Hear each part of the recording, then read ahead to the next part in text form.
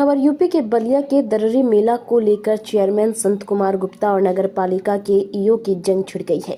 Chairman के भाई विनोद गुप्ता ने ईओ पर गंभीर आरोप लगाते हुए कहा कि बलिया में ट्रिपल इंजन सरकार फेल हो गई है।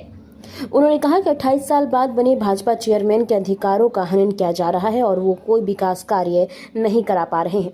ईओ पर संविधान को ताक पर रखकर अपना संविधान चलाने का आरोप लगाया गया। ऐतिहासिक ददरी मेला हमेशा चेयरमैन के नेतृत्व में लगता था, लेकिन इस बार यह अधिकार छीन लिया गया है। यह मेला ही भविष्य तय करेगा। अगर मेला के साथ खिलवाड़ किया गया तो सबको सत्यानाश हो जाएगा। मेरा वर्तमान ही नहीं चलने दे रहा है तो भविष्य कैसे चुनाव लड़ेगा। मेरा नाम विनोद कुमार है। मैं चेयरमैन साहब का छोटा भाई हूँ। कई शब्द कहा ईओ साहब ये बताइए, मेला हम लगा रहे हैं कि प्रशासन लगा रहा है? तो ईओ साहब एक किताब लिए थे संविधान का, कहे कि नहीं इस बार मेला हम ही लोग लगाएंगे। मैं डीएम साहब के यहाँ भी गया हूँ। मैं डीएम साहब से मुलाकात भी किया, समय भी लिया और बताया उनको और मार्क भी किया कि सर ये आदेश है, बाइलाज में भी है, जीओसी में भी है, सब कुछ है। और डीएम साहब तो नए थे, वो सब बता दिए हैं, कहने कि आप जाएंगे तो हो जाएगा। तो हमको तो जो भी सूचना मिली है, ईओ साहब हर चीज़ वहाँ जाके उल्टा काम कर दिए हैं। इसमें किसी का कोई दोष नहीं है। ईओ साहब ही इसके सूत्रधार हैं। डायरेक्टर भी है वही है, प्रोड्यूसर भी वही है। अगर मेला से संबंधित जो एक दिक्कत का कारण आ गया है, 23 में ये कारण नहीं था, ये 24 से उत्पन्न हुआ है। 24 में और 25 में इसलिए चर्चा चल रही है कि ईओ साहब साइन करवाने के लिए चुपचाप आते थे या करवा देते थे। इस बार इसीलिए ईओ साहब की बात नहीं हो पाई जी। हाँ, तो का संविधान ईओ साहब ज़्यादा पढ़े हैं। देखिए वो बहुत बड़े अधिकारी हैं और उनके इतिहास डीएम साहब को भी जब बता रहे हैं कि संविधान हम बता दिए हैं, और डीएम साहब जैसे महान व्यक्ति को भी वो जब कंफ्यूज कर सकते हैं, तो हम लोग किस खेत के मूली हैं। मैं टोटल हर चीज़ पे मैं ईओ साहब को जिम्मेदार मानता हूँ। सरकार ने ईओ साहब को इसलिए भेजा है कि आप चेयरमैन साहब का सहयोग करेंगे।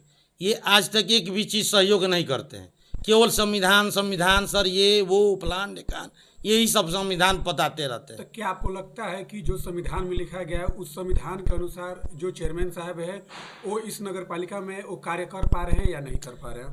हमको लग रहा है कि ईओ साहब जब तक अपना ही संविधान चलाते रहेंगे, चेयरमैन साहब कुछ नहीं कर पाएंगे। ईओ साहब उसमें सबसे बड़े रोल है।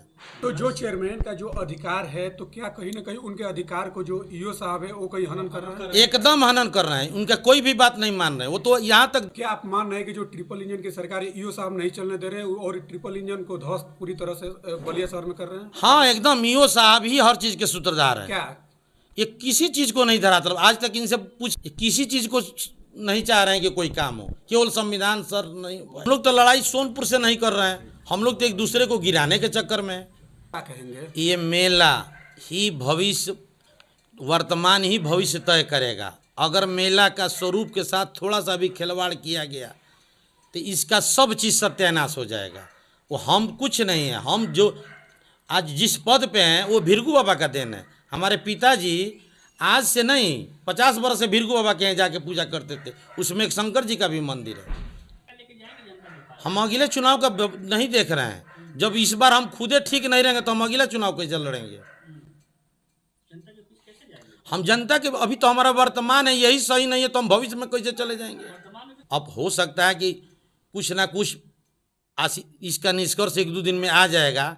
या तो चेयरमैन बैक फुट पर हो जाएंगे और नहीं तो ईओ साहब सिलेंडर बोल जाएंगे। तो इतना उनके पास दिमाग है कि 81 लाख मेलों को 61 लाख में टेंडर करवा दिए। अब इतने षड्यंत्र इसलिए है कि ईओ साहब, हमको लग रहा है कि सरकार के विरोध में है, इसलिए कि इनको ये पता चल गया कि 28 साल के बाद बीजेपी जीती है और इसकी छवि को किस तरह से धूमिल करना है। ईओ साहब अपना काम कर रहे हैं। ईओ साहब जो तरीका अपना रहे हैं, हमको तो डर लग रहा है कि अगर इस लोग गंभीरता से नहीं लेंगे तो चुनाव में बहुत ज्ञान सबको भगवान भीरगू बाबा दे देंगे, अगर आप नहीं एक्टिव हुए तो।